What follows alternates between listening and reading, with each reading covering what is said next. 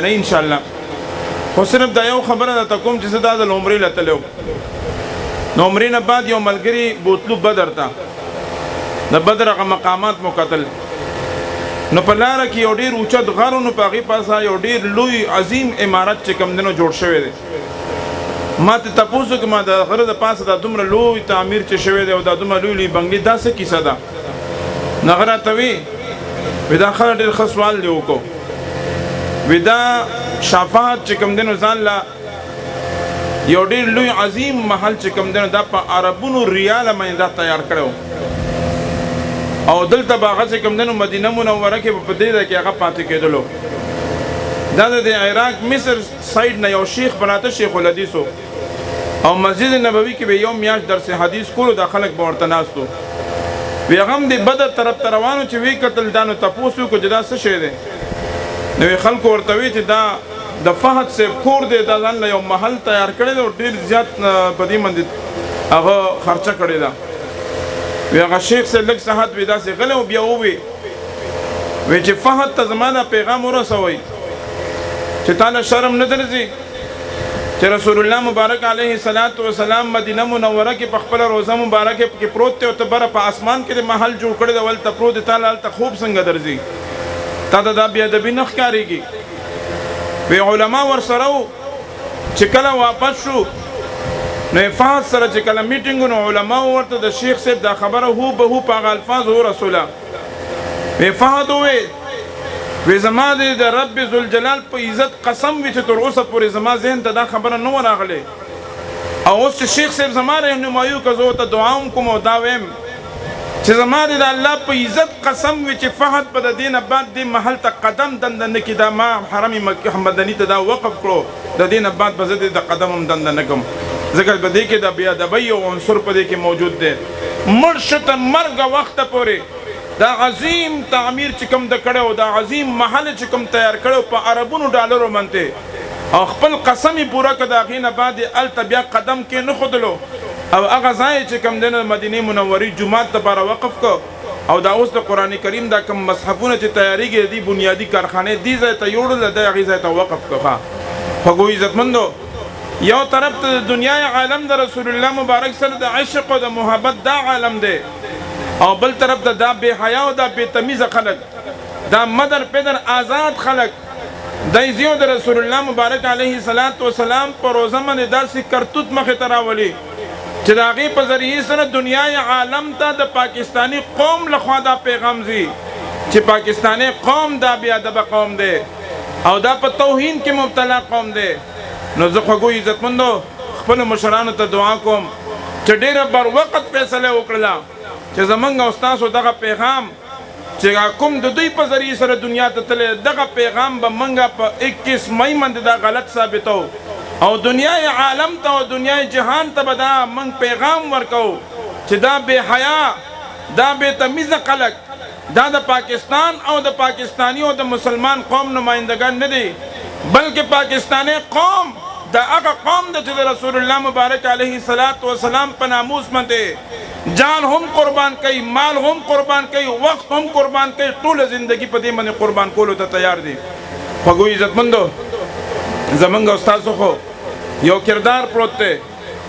حضرت مولانا مفتی محمود رحمه الله نور الله مرقده کله چې په آیین کې دغه ترمیم وکړلو او اقلیت ثابت شو قادیانې د هغې نه بعد چې دی کله هلته لاړلو یو ځل مدینې منوره کې د رسول الله مبارک علیه الصلاۃ والسلام روزې مبارکې ته پیش شو سلام یې پیش کو او لږ ساعت بعد په دویم ځل باندې بیا روان دی یو عالم ته تپوس کوي چې مفتی صاحب تا خو سلام پیش کو هغه ورته وی هغه مې د خپل طرف نه سلام پیش کو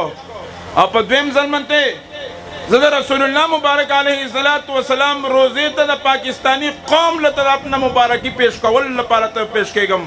چې یا رسول الله علیه السلام نن پاکستانی قوم ستا په ناموس باندې غیرت وکړو او ستا د ناموس دشمن د اقلیت د ټول عمر دپاره ثابت کو زه مبارکبادۍ دپاره پیش کېږم. نو خوږو عزتمندو زه دا ویم چې دا په 21 مئی چې کومه مسله را روانه ده دا ګوره صرف سیاسي مسله نه ده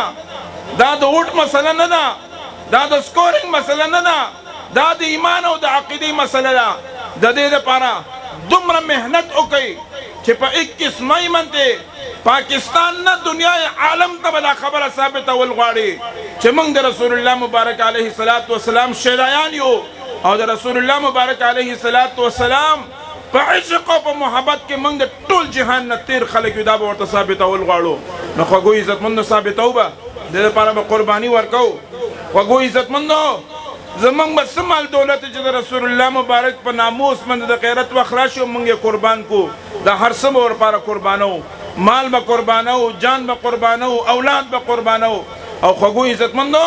هم د دې عشق او د محبت په بنیاد باندې موږ دا توقع امید ساتو چې الله رب العزت په زموږ ستاسو د نجات فیصلې فرمایي ان شاء الله العزیز دا پیغمبر رسوي کور کور ته بیٹک بیٹک ته اجری اجری ته جماعت جماعت ته اے د جمعیت علماء اسلام جرأتمند بهادرو سپایانو د دې مردانو د دې ثوابي او د نوخار په سیمه یو جماعت د نه پاتې نشي چې په هر جماعت کې امام سلام اړی تاسو نه غدرېږئ او د نبی علیه السلام د ناموس دا مسله او په 21 مئی باندې چې دا کومه اجتماع د نبی علیه السلام د ناموس را روانه ده په دې باندې کلکه خبره وکړئ او د دې خبرې په ذریعه سره خصوصا پرویز خټک ته دا پیغام ورکړئ چې دا محراب او دا منبر دا د ملا دی او په دې منبر او په دې ملا به خبره چې کوم دنه مولیا به کوي او د جمعیت علماء اسلام ورکر به کوي او که ستا په پلار کې ایمان ته راشه ما د دې منبر او د دې محراب نه ته چې کوم دنه ما منې که ښه خوږو عزتمندو د رسول الله مبارک د ناموس مسله ده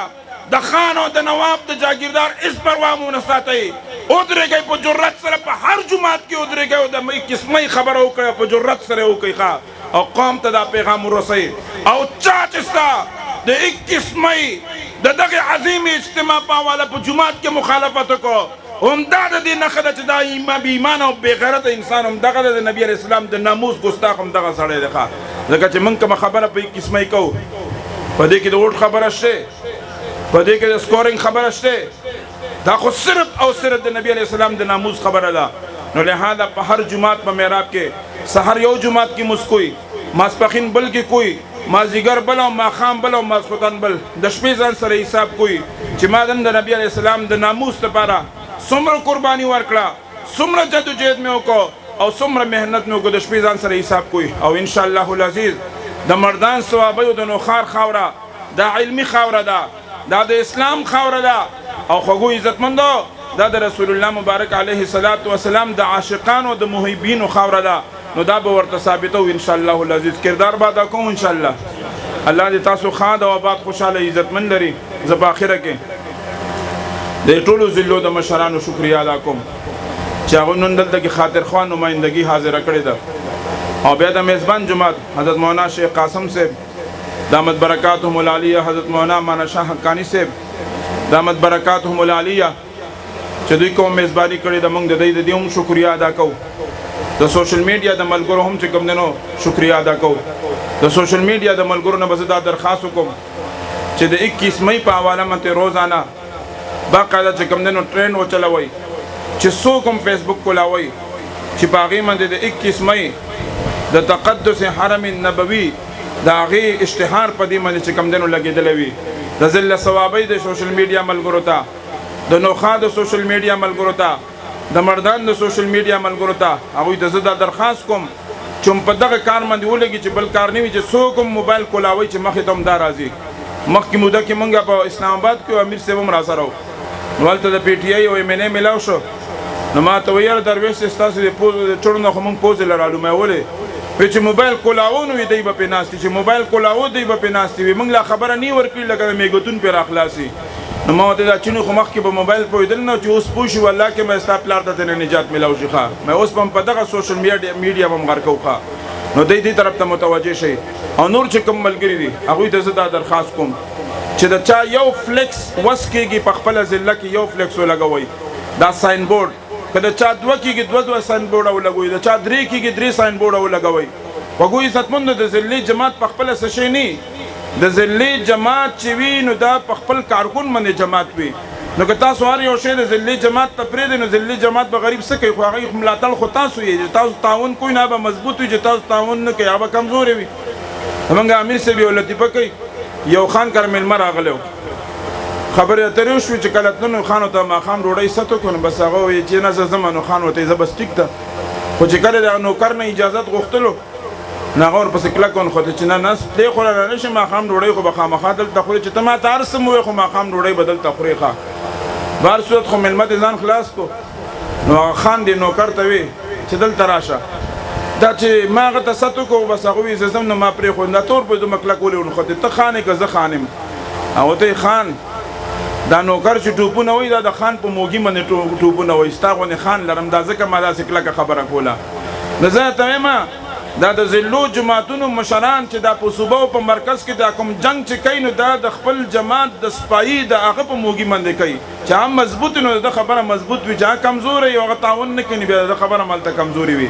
نو د دې وجه نه د ضلع مردان د ثوابۍ او د نوخار پکار ده چې په هره ګلۍ کې یو ساين بورډ لګېدلی وي او د نبي علیه السلام سره د عشق او د محبت اظهار چې کوم دی نو موږ تاسو کړی وي که بیا د ساين بورډ وس مو نه کېږي بیا چې کوم دی نو دا فلیکسونه چاپ کوي په دې دیوالونو یې ولګوئ او که دا وس مو نه کېږي په موبایل کې یو اشتهار تیار کړي ریل ختمېږي نو خوږو عزتمند نو هر ملګری د دې دعوت چې کوم دی نو دا تاسو ادا کوئ ادا کوئ به انشاءالله الله تاسو